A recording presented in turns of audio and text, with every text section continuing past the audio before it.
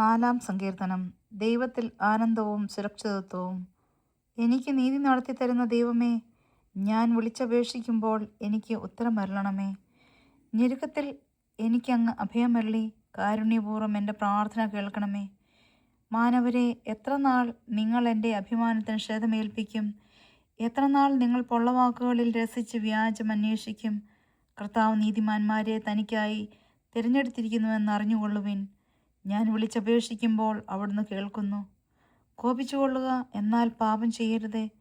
നിങ്ങൾ കിടക്കയിൽ വെച്ച് ധ്യാനിച്ച് മൗനമായിരിക്കുക. ഉചിതമായ ബലികൾ അർപ്പിക്കുകയും കർത്താവിൽ ആശ്രയിക്കുകയും ചെയ്യുവിൻ.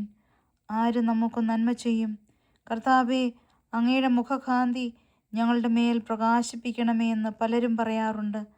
ധാന്യത്തിൻ്റെയും വീഞ്ഞിൻ്റെയും സമൃദ്ധിയിൽ അവർക്കുണ്ടായതിലേറെ ആനന്ദം എൻ്റെ ഹൃദയത്തിൽ അങ്ങ് നിക്ഷേപിച്ചിരിക്കുന്നു. ഞാൻ പ്രശാന്തമായി കിടന്നുറങ്ങും. എന്തെന്നാൽ കർത്താവേ, അങ്ങ് തന്നെയാണ് എനിക്ക് സുരക്ഷിതത്വം നൽകുന്നത്.